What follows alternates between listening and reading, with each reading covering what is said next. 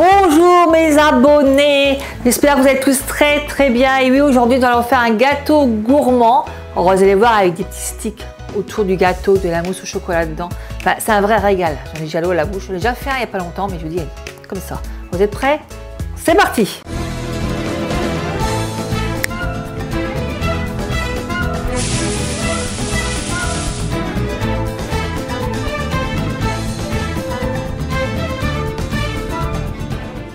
Je vous présente tous les ingrédients.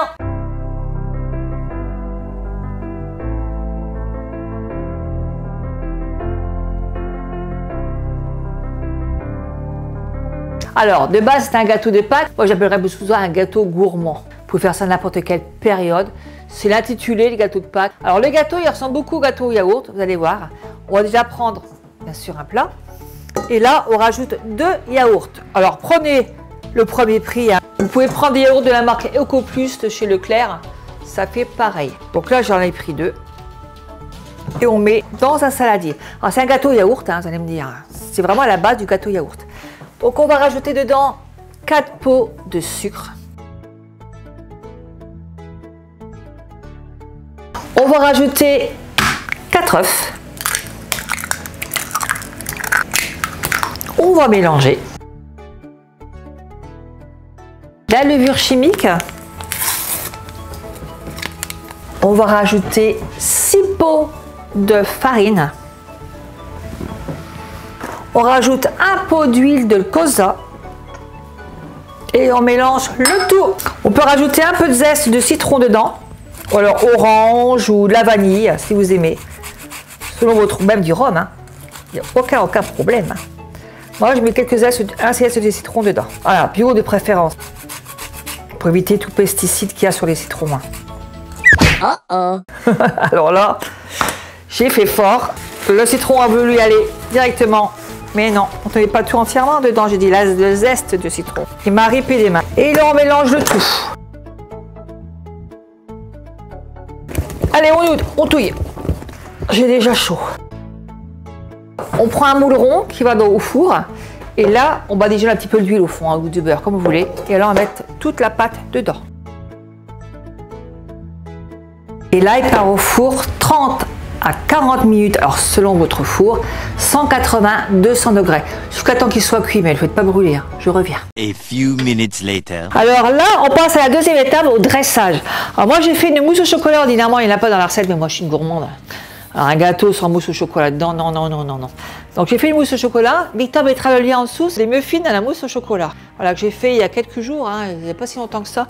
Alors là, on va mettre de la mousse dedans. Donc là, je prends ma mousse au chocolat et je vais mettre, regardez comme elle est belle, ça dans le gâteau. Allez, on y va. Ce sera meilleur que rien du tout dedans. Alors, soyez sûr, le gâteau, je le coupe en deux et laissez-le bien refroidir. La mousse au chocolat, je l'ai fait quasiment ce matin, parce que là, je suis quasiment le soir.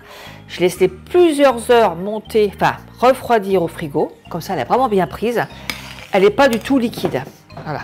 Et le gâteau, vous coupez en deux, bien sûr, vous voyez, et laissez bien refroidir. Sinon, la mousse au chocolat, ça va couler de partout.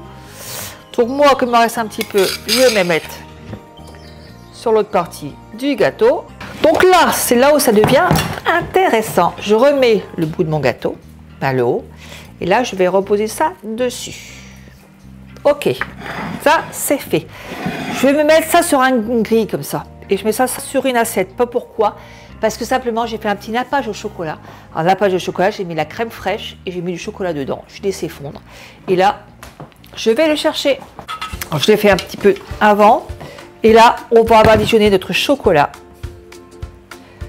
avec ce nappage. Alors, il faut bien mettre autour, tout simplement parce qu'après, on va mettre des petits, vous savez, des petits fingers dedans. On va mettre des petits gâteaux comme ça tout autour. Donc, il ne faut pas avoir peur de mettre du chocolat. Alors, on y va, on badigeonne tout autour. Et on revient tout de suite. Allez, au travail. Alors, moi, vous voyez, j'ai pris comme ça. Alors, ça, c'est une emporte-pièce, je trouve ça génial. C'est réglable. Alors, je pense que ça, chez Leclerc, vous pouvez le trouver aussi. Parce que ça, on va le mettre autour du gâteau. Et là, on va prendre le finger. Alors moi, j'ai pris des fingers de 2 couleurs différentes parce que je trouve ça plus sympathique. Et on va mettre ça tout autour du gâteau, sur le bord comme ça. Il faut laisser un espace entre le gâteau et le moule. On va disposer ça comme ça, tout autour comme ça. blanc, noir, blanc, noir. Après, si vous mettez que du noir ou du blanc, en fait, c'est ce que vous voulez. Moi, je trouve ça sympa de mettre plusieurs couleurs différentes dessus. Voilà. Donc ça, on va faire ça tout autour. C'est pour ça l'importance de mettre du chocolat autour. Comme ça, ça va figer. Alors, une fois que j'aurai fini, je reviens vers vous. Alors, une fois que c'est fini, vous serrez surtout bien ça le plus possible. Voilà, pour que ce soit bien ce matin bien. Allez, c'est comme ça. Et là, on peut mettre dessus des petits Smarties, des petits rochers, enfin ce que vous aimez, pour décorer simplement dessus. Donc voilà, pour l'instant, là, il est fini. Je vais le mettre au frigo, simplement, pendant 1 heure. Et puis, afin que tout ça soit bien figé autour, on va le démouler. Et ce sera fini. Voilà, donc c'est au frigo. Allez, à tout de suite. Voilà, là je l'ai démoulé. Regardez comme il est beau, mon petit gâteau. Faites-le, dis-moi ce que vous en pensez. J'en ai fait un il y a 15 jours, il a été mangé en espace de 5 minutes. Voilà, donc j'espère que ça vous a plu. Continuez à vous abonner, à liker, faire un petit pouce aussi, d'encouragement. Dites-moi d'où vous me regardez, d'où vous regardez le clair aussi, toutes les vidéos. Et puis je vous fais tous des gros bisous pour une autre vidéo. À bientôt, au revoir.